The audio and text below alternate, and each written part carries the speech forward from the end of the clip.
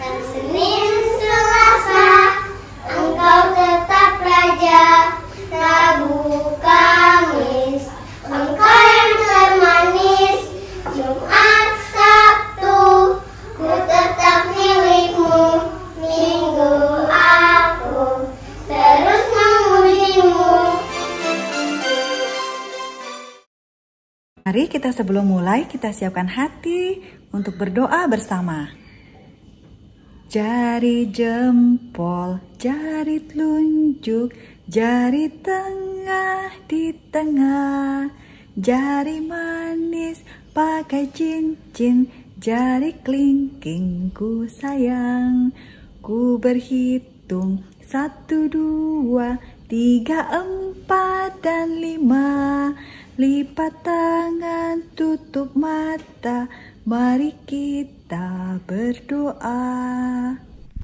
Teman-teman, mari kita berdoa. Dan nama Bapa dan Putra dan Roh Kudus. Amin. Tuhan Yesus Kristus, Engkau menghendaki kami akan mencintai sesama. Tolonglah kami agar menjadi sesama yang baik bagi setiap orang yang kami temui. Amin. Dan nama Bapa dan Putra dan Roh Kudus. Amin.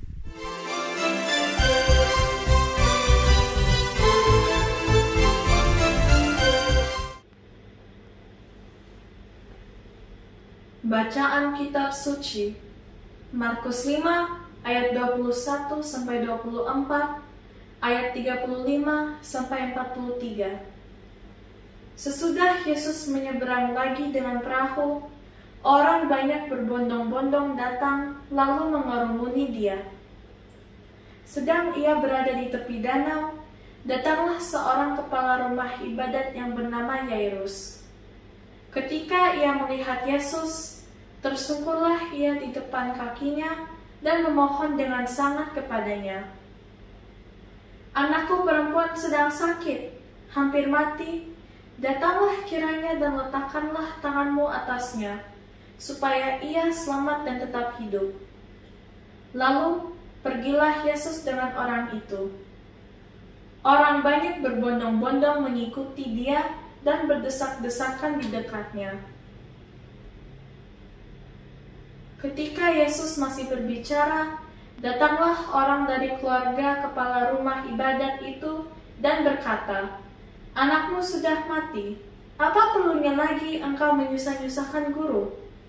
Tetapi Yesus tidak menghiraukan perkataan mereka dan berkata kepada kepala rumah ibadat, "Jangan takut, percaya saja." Lalu Yesus tidak memperbolehkan seorang pun ikut serta, kecuali Petrus, Yakobus, dan Yohanes, saudara Yakobus. Mereka tiba di rumah kepala rumah ibadat, dan di sana dilihatnya orang-orang ribut, menangis, dan meratap dengan suara nyaring. Sesudah ia masuk, ia berkata kepada orang-orang itu, "Mengapa kamu ribut dan menangis? Anak ini tidak mati, tetapi tidur." Tetapi mereka menertawakan dia. Maka diusirnya semua orang itu, lalu dibawanya ayah dan ibu anak itu, dan mereka yang bersama-sama dengan dia masuk ke kamar anak itu. Lalu dipegangnya tangan anak itu, katanya, "Talita kum," yang berarti, "Hai anak, aku berkata kepadamu, bangunlah." Seketika itu juga anak itu bangkit berdiri dan berjalan, sebab umurnya sudah 12 tahun. Semua orang yang hadir sangat takjub. Dengan sangat ia berpesan kepada mereka, supaya jangan seorang pun mengetahui hal itu. Lalu ia menyuruh mereka memberi anak itu makan. Demikianlah Injil Tuhan.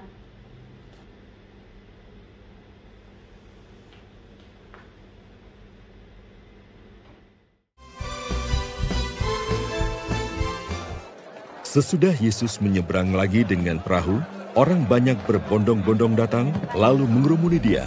Sedang ia berada di tepi danau, datanglah seorang kepala rumah ibadat yang bernama Yairus. Ketika ia melihat Yesus, tersungkurlah ia di depan kakinya. dan memohon dengan sangat kepadanya, "Anakku perempuan sedang sakit, hampir mati. Datanglah kiranya dan letakkanlah tanganmu atasnya, supaya ia selamat dan tetap hidup." Lalu pergilah Yesus dengan orang itu. Orang banyak berbondong-bondong mengikuti dia. Halo adik-adik, bacaan kitab suci tadi menceritakan tentang seorang bapak bernama, ya betul, Pak Yairus. Ia mempunyai seorang anak perempuan yang sedang sakit keras. Sebenarnya Pak Yairus cukup yakin bahwa anaknya akan meninggal dan ia tidak mampu melakukan sesuatu demi kesembuhan anaknya. Pak Yairus tadi adalah kepala rumah ibadat dan ia pernah mendengar Yesus bisa menyembuhkan banyak orang sakit. Maka ketika ia melihat Yesus, berlarilah ia menemuinya segera.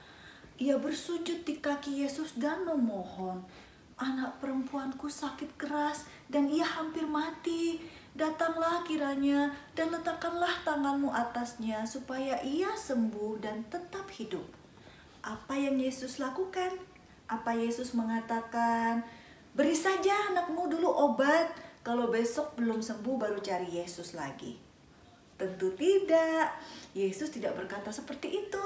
Yesus segera berjalan dengan Yairus menuju rumahnya untuk menyembuhkan anak perempuan itu. Yuk, mari kita saksikan lagi cerita berikutnya. Ketika Yesus masih berbicara, datanglah orang dari keluarga kepala rumah ibadat itu dan berkata, "Anakmu sudah mati, apa perlunya lagi engkau menyusah-nyusahkan guru?" Tetapi Yesus tidak menghiraukan perkataan mereka dan berkata kepada kepala rumah ibadat, "Jangan takut, percaya saja." Lalu Yesus tidak memperbolehkan seorang pun ikut serta kecuali Petrus, Yakobus, dan Yohanes saudara Yakobus. Mereka tiba di rumah kepala rumah ibadat dan di sana dilihatnya orang-orang ribut, menangis, dan meratap dengan suara nyaring. Sesudah ia masuk, ia berkata kepada orang-orang itu, "Mengapa kamu ribut dan menangis? Anak ini tidak mati, tetapi tidur." Tetapi mereka menertawakan dia. Maka diusirnya semua orang itu, lalu dibawanya ayah dan ibu anak itu dan mereka yang bersama-sama dengan dia masuk ke kamar anak itu.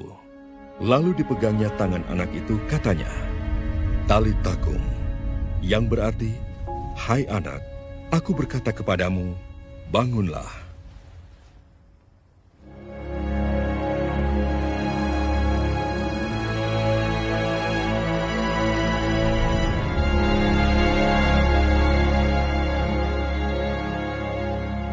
Seketika itu juga, anak itu bangkit berdiri dan berjalan, sebab umurnya sudah 12 tahun.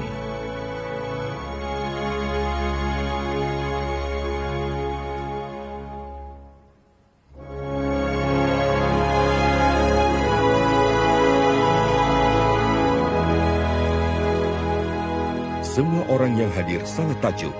Dengan sangat ia berpesan kepada mereka, supaya jangan seorang pun mengetahui hal itu. Lalu ia menyuruh mereka memberi anak itu makan.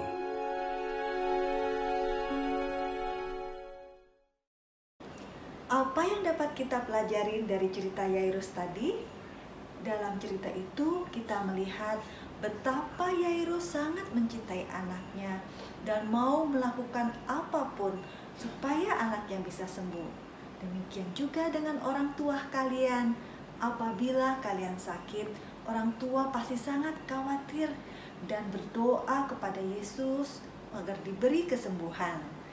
Demikian juga dengan Allah Bapa yang sangat mencintai kita anak-anaknya dan selalu mau melakukan yang terbaik bagi kita.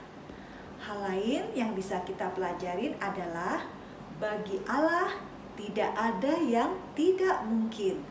Bagi Allah tidak ada yang mustahil. Anak perempuan Yairus yang sudah meninggal tadi pun bisa sembuh. Yang tidak ada harapannya pun bisa diberikan mujizat. Yesus mengatakan, "Jangan takut, percaya saja." Bila kalian menemui situasi yang tidak ada harapan lagi, bila kalian menemui situasi yang sulit, ingat kata-kata Yesus, percaya saja. Terima kasih.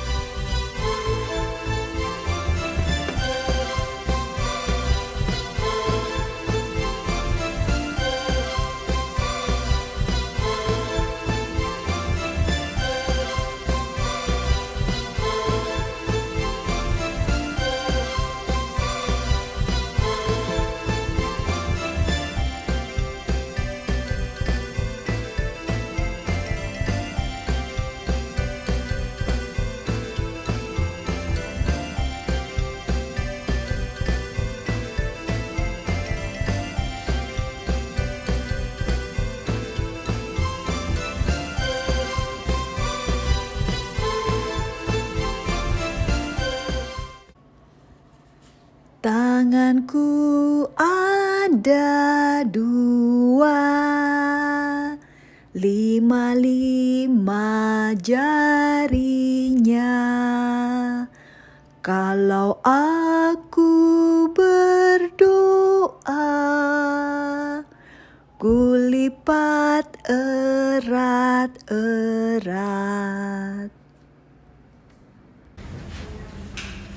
Teman-teman, marilah kita berdoa. Demi nama Bapa dan Putra dan Roh Kudus. Amin. Tuhan Allah kami, terima kasih atas cinta-Mu bagi anak-anak-Mu. Bantulah kami agar menyadari bahwa segala sesuatu tidak ada yang mustahil bila kami percaya padamu. Amin. Dalam nama Bapa dan Putra dan Roh Kudus. Amin.